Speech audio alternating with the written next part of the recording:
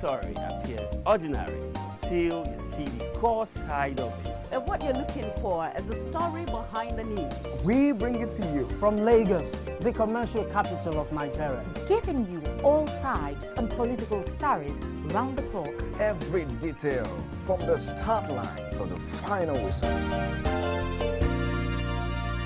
CoreTV News, expanding your view.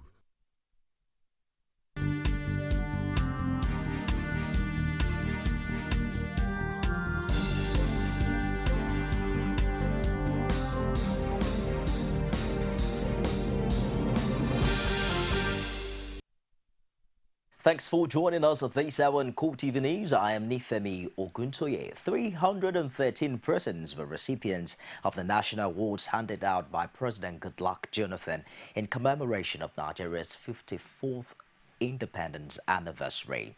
Amongst them is the designer of the Nigerian flag, Taiwo Akikume. The president directed that the 77-year-old man be placed on the salary of a presidential aide for life. Also, a taxi driver who returned the equivalent of 18 million naira to its owner was honored.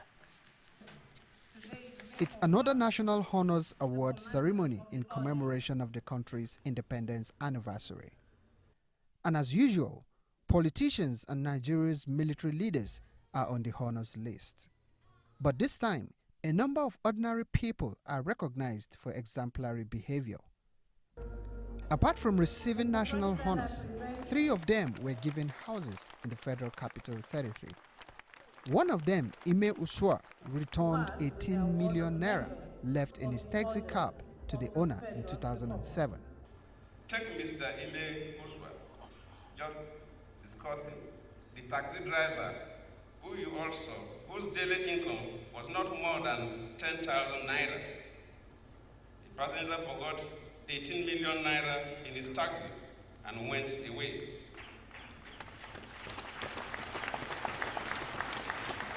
The man did not have Mr. Oswald's name or his phone number. The honest Nigerian spirit in Mr. Oswald led him to go hunting for the owner of the 18 million naira, and he delivered it to him intact. This is how it should be. Also, the man who designed the Nigerian flag 54 years ago at the age of 23 is one of the recipients of the Commander of the Order of the Niger. He is also to earn the salary of a special assistant to the president for life. The person who designed the Nigerian flag, Michael Taiwo Akikume, who was also honored here, you have to place him on a salary of special assistant to the president forever. In all, 313 individuals were considered worthy of being on the 2013-2014 honors list. And although a handful of them were nominated by members of the public, many are top politicians. When you are being recognized like this, it's a wake-up call that what you are doing, yes, is appreciated. It's not being on notice, and that we should do more. So that's the totality of what this award represents. Well, let me say that I give thanks to God for this day, and I also give thanks to Mr. President for giving us the opportunity to serve under him. I am actually humbled by the award because I didn't expect it. But on the other hand, also for me it's a challenge.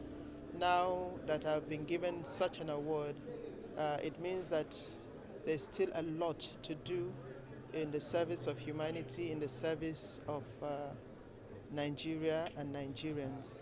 The government of Nigeria, particularly Mr. President, found me worthy of recognition today. It's not everybody that has worked hard for Nigeria that has been recognized. I consider this a privilege and a call for higher service, continuing to fight for a just and equitable Nigeria. I feel challenged. I feel that it's a challenge for me to remain more committed to the service of the people of this country. And I don't have any doubt in my mind that with renewed challenge, with renewed hard work and diligence, that this nation will excel. This year's recipients bring to 4,737 the number of Nigerians honored with the national award since 1963. Indeed, congratulations to the recipients of the award. Away now to Ekiti State, where the police commanders arrested 19 persons over the murder of a former Ekiti State chairman of the National Union of Road Transport Workers, Omolafe Aderiye.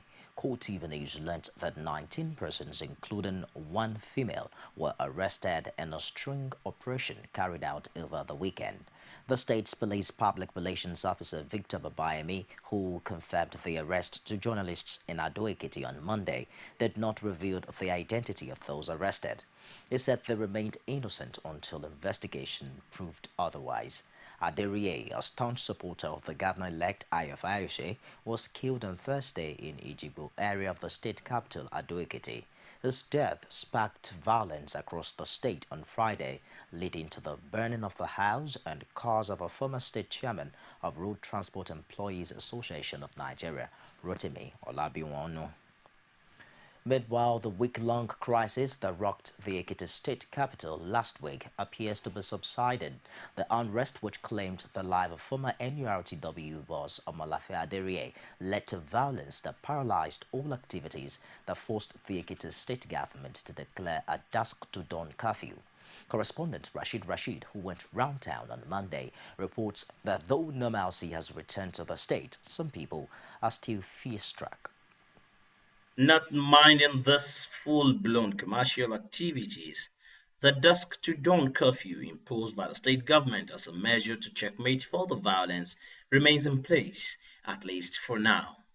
The deep scare left by the mayhem which followed the killing of the ex-National Union of Road Transport Workers boss Omolafe Aderiye, among them the closure of all courts except the Federal High Court and Court of Appeal, may have started to take its toll as all cases under their jurisdictions will suffer similar fate. The normalcy and calm that have returned saw the people of the city of Ado-Ekiti going about their normal businesses. Transport operators who were worst hit by the killing of Aderiye are also back to business at the motor parks. Police in the state have also issued a red alert on what they termed plans by some elements to foment trouble. Some residents explained their harrowing experiences during the crisis period and their hope for a long-lasting peace.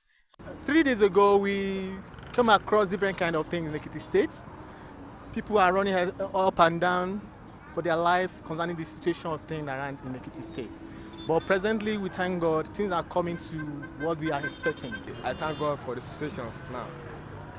The peace is now restored back to our dear state. I like the step that the executive governor takes. You know, in these steps, we discovered that this man is a peace lover.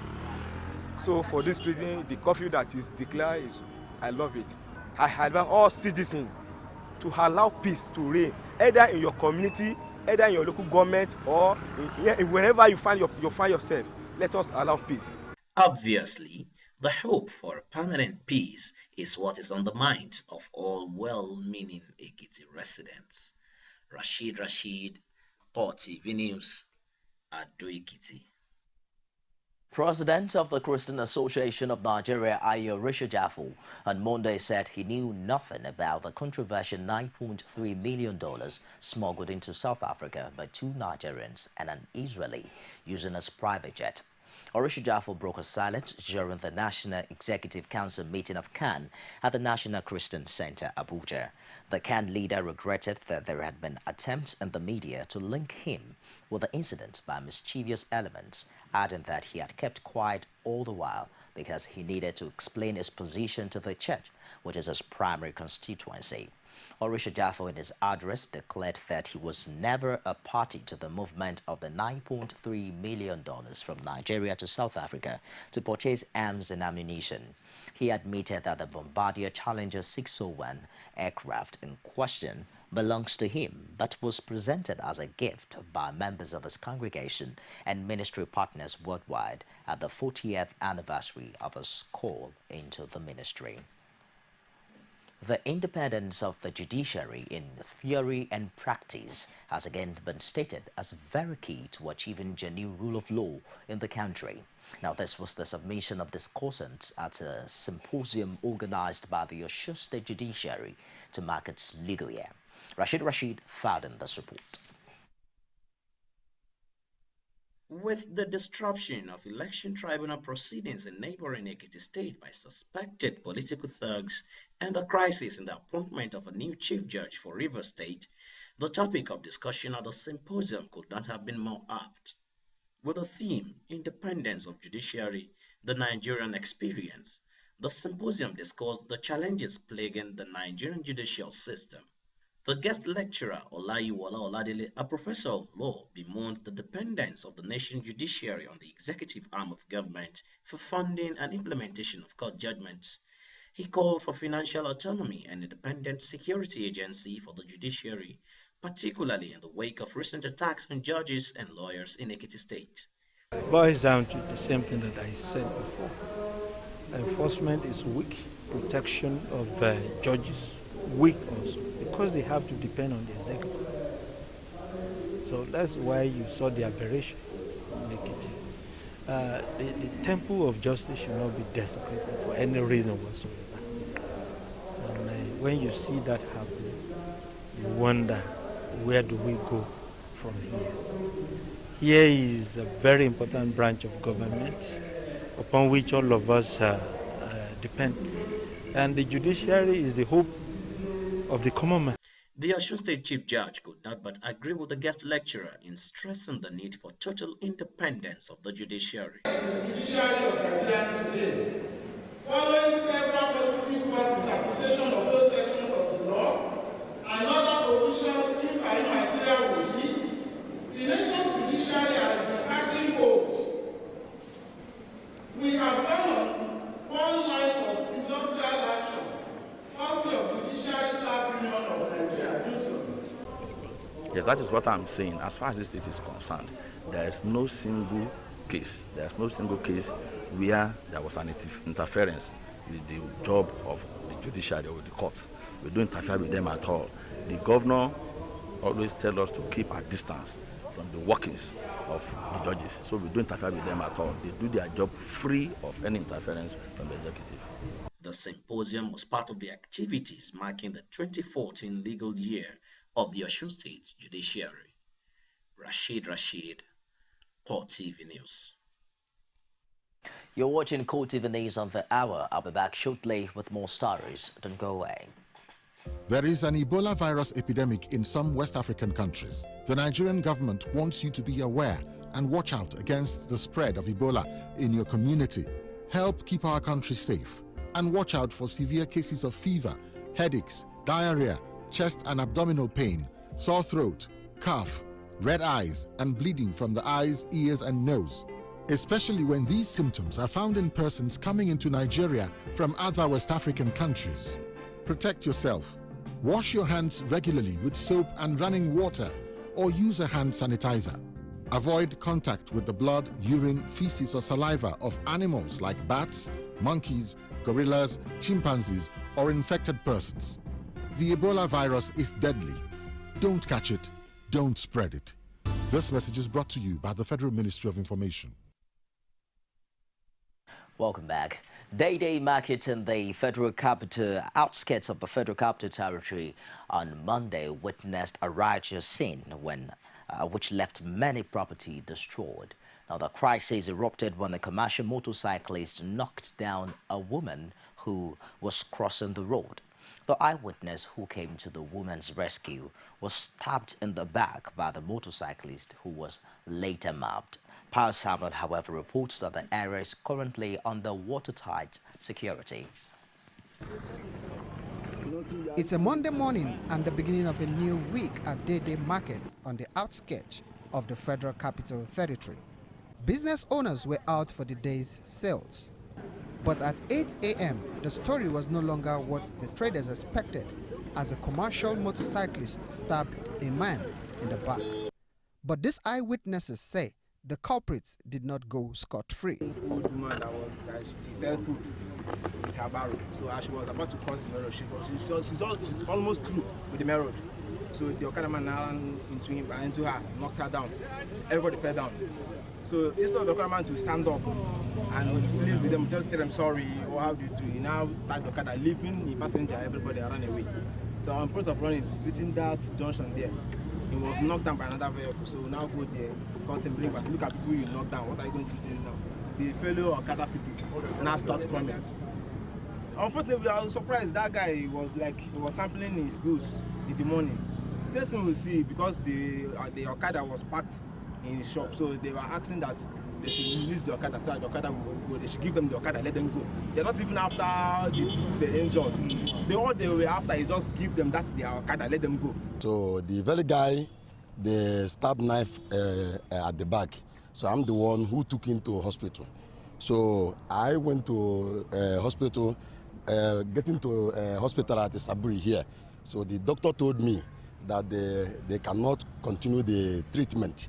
Getting to Tomato Junction, so we saw a huge crowd of people, stoning, hitting, plank, all sort of dangerous weapons. Then we can continue moving towards them. Property and businesses were destroyed within the market. Some traders who were affected narrated their experiences to CoreTV News. As I was about to pack my things, I saw some group of, I don't know whether they are Igbos or Hausa, I don't know their tribe.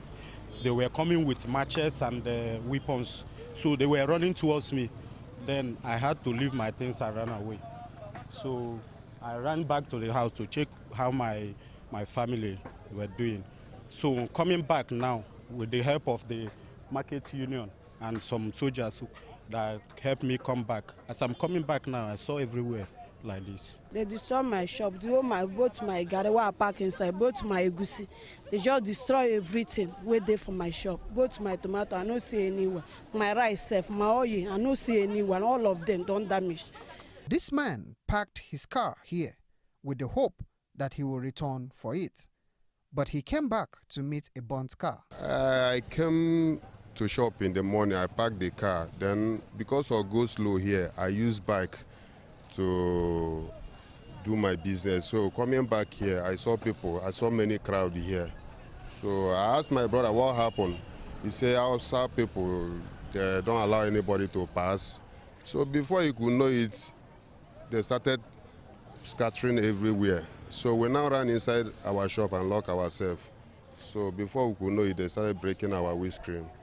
So after that, they set fire on it. Security personnel were on ground to restore law and order. These vandals were not lucky, as the military deployed to the area caught them destroying and looting property.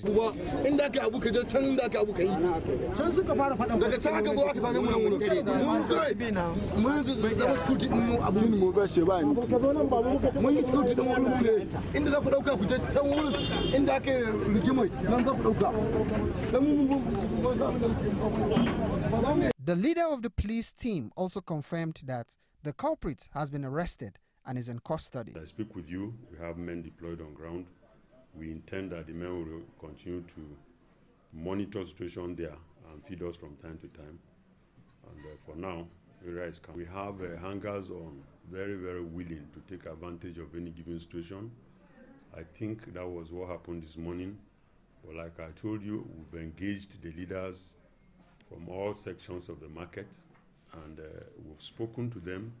They've held meetings with us, and we'll continue to hold meetings and engage them such a way that in the near future, any incident like this will be arrested immediately.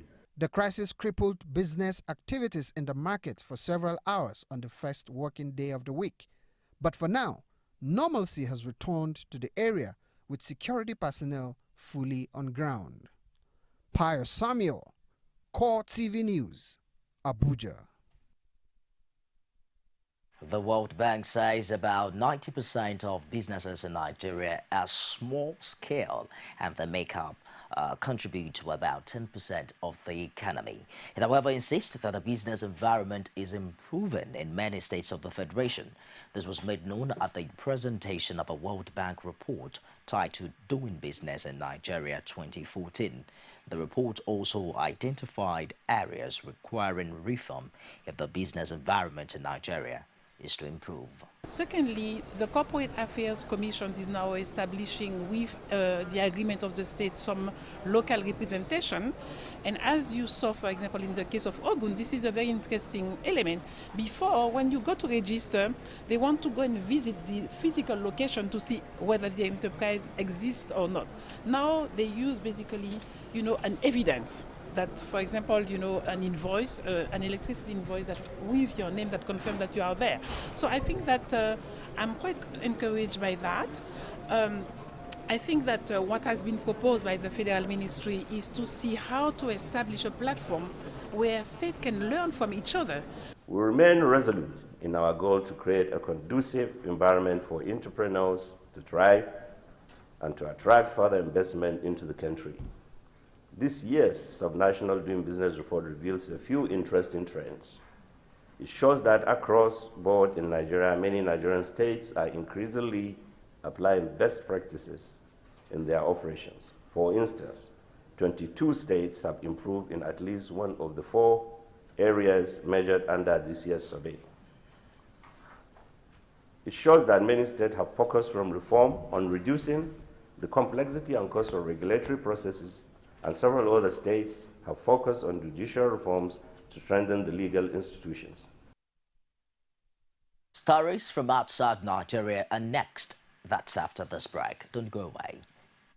You can now watch CoreTV News live from anywhere in the world on our website, www.coretvnews.com. Click on Live TV on our website and watch us live. And welcome to CoreTV Primetime News. To follow us on Twitter, click on Twitter icon on our website. On Facebook, click on the Facebook and YouTube to see all our previous news production. You can also watch us live on YouTube. Click CoreTV, leave a space, then News. CoreTV News, our 24-hour news station.